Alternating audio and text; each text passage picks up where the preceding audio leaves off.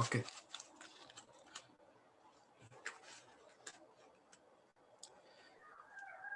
Namaste everyone. Welcome to Hindu Center of Atlanta's special series on Chaitra Navratra. Acharya Brahmadevji has joined us from Mauritius. Acharya will help us to understand the real meaning of Ramnavmi by taking the examples from the life of Maryada Purushottam, Bhagwan Sri Ramchandra ji. Acharya Brahmadevji has an inclusive educational background in science, banking, University of Mauritius, Management ABE UK, and Darshanacharya, Vedic Philosophy, Darshan Yog Mahavidyalaya, Gujarat, and a diverse career in financial services, industry, and at Arya Sabha Mauritius. He has been a key resource person for Arya Sabha Mauritius on the universal Vedic values, yoga and meditation, and on interfaith and intercultural dialogue at various national and international forums. The Mauritius Council of Religions, Arya Prathinidhi Sabha America, Greater Atlanta Vedic Temple, and Hindu Center of Atlanta Yoga and Meditation Center. He is the author of numerous insightful articles on Vedic philosophy and contemporary issues in English and French. Over to Acharya ji. Om. Namaste ji. Let's bring our mind to focus, sit down straight, body totally relaxed, with the eyes gently closed. Deep inhale and exhale. And while exhaling, we are going to chant the universal sound Om and Gayatri mantra or Guru mantra, which is the mantra for induction in learning.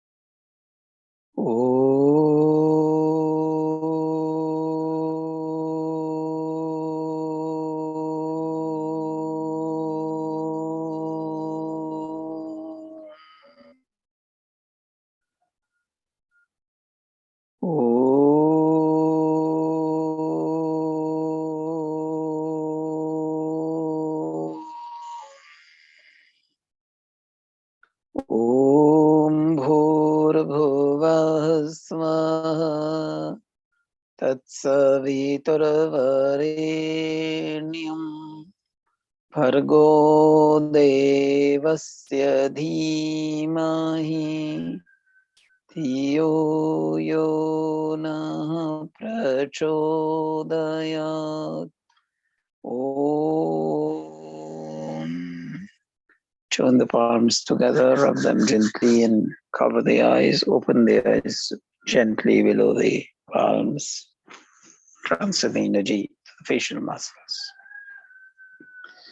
So we had looked into the Valmiki Ramayana, how Ayodhya was being ruled with the spirit of uplifting the physical, mental, spiritual, and social standards of all, where the spirit of working for the common good was a priority.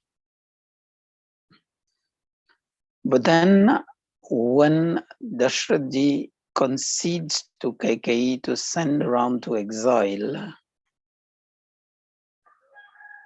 was one place where that was the greed of Kaikeyi, and that took over the common good, and we know the consequences. But within that same spirit, we see Ram emerging with a more forceful personality. Lakshman is annoyed and is furious about his father reversing that decision of crowning Ram, and he wants to revolt. But Ram douses his fury and agrees that he goes to exile. We see when Ram goes to Kaushalya to tell him that the orders are such and he's going to exile, Kaushalya tries to convince him to stay back because of the filial love. But then when Ram reasons to her, she agrees. When Ram goes to Sita to tell her about what has happened, situation has now changed. Sita insists that she goes with Ram. There are some discussions there, but then when Sita says the company of Ram, her husband, even in the dire times, is much better than staying in the palace. That shows the spirit of devotion, dedication to between the two spouses. Ram agrees. When Lakshman, he goes to Lakshman to tell him that, Lakshman also insists that he goes with Ram. He was, as we say, the right hand of Sri Ram. So look at the spirit of bonding. And when Bharat comes, he was on his way to go to exile. Bharat comes to convince him to return back and rule Ayodhya as the king. He says, no, these are the orders, you have to rule there.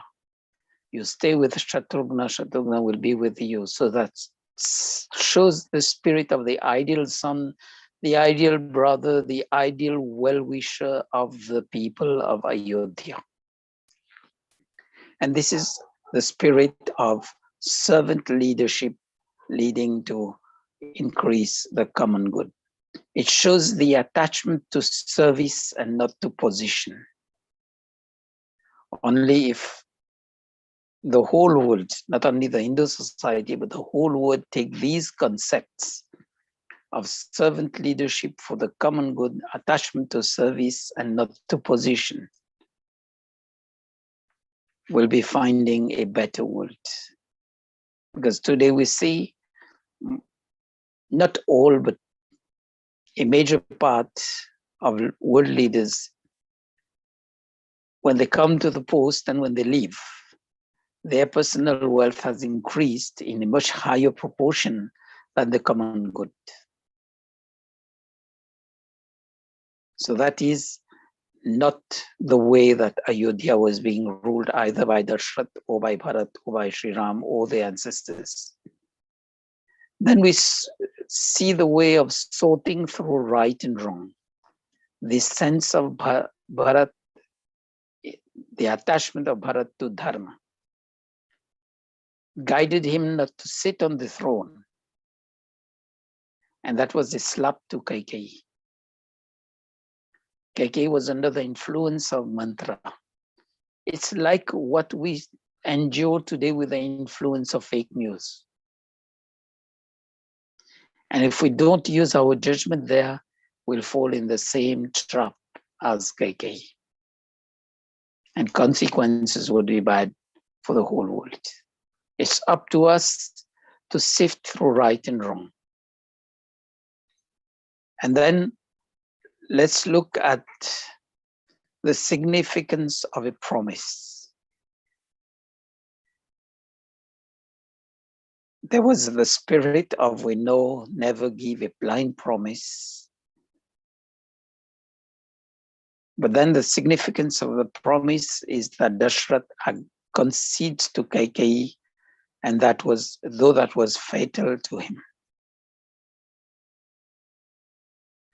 And also, when we want to see what is devotion, let's look at how Lakshman is dedicated to Sri Ram, how Sri Ram is devoted to Dashrath Kaushalya and the others.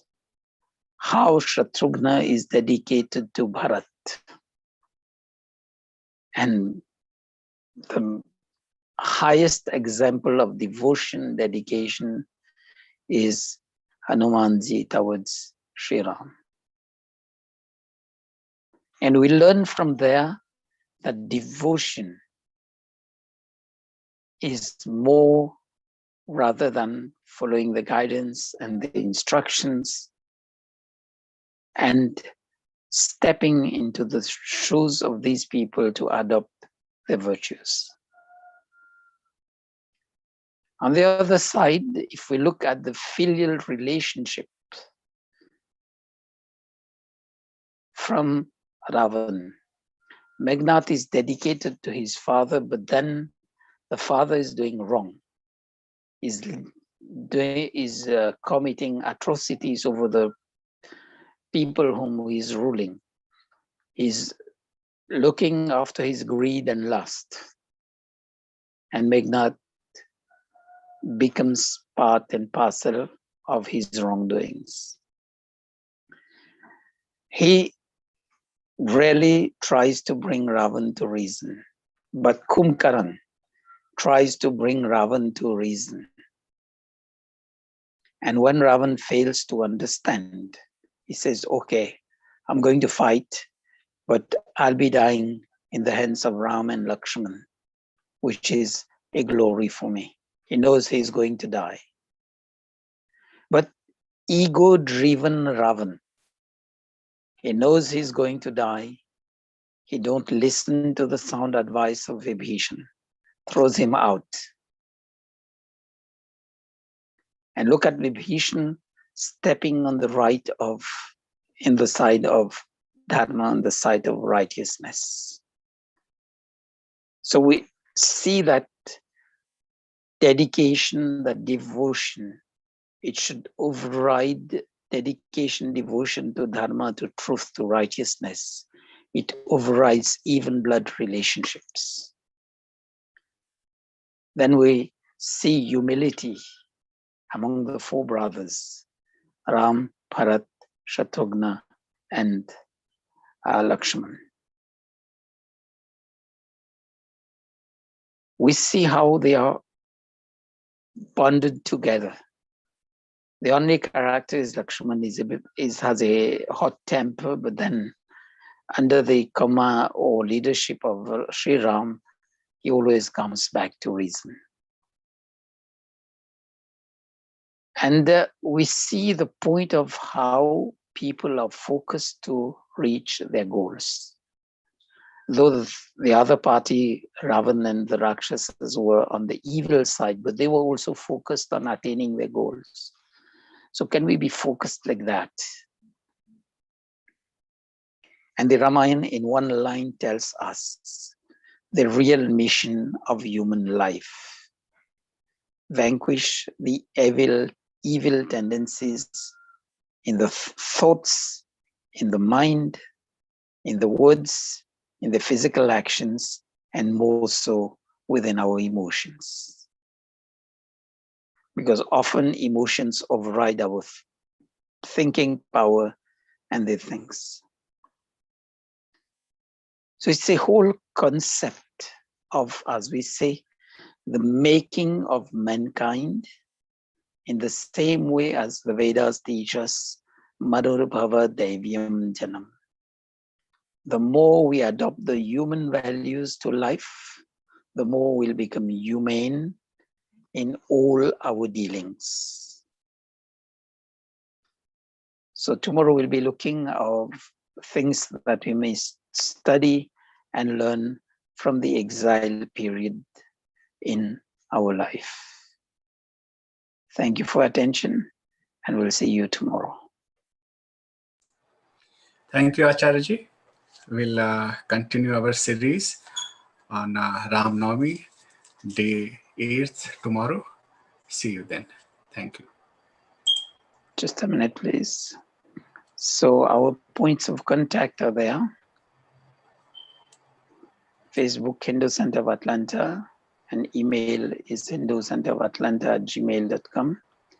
and the YouTube channel to review all our previous sessions is Hindu Center of Atlanta. So if you have any queries, you can send it to us either by Facebook Messenger or email. And wish you well, wish you a fruitful Ramnavmi where we'll be trying to step into the footprints and adopt the virtues of the various personalities of the Ramayana. Thank you. One Om Jap, and we'll do the closing. Om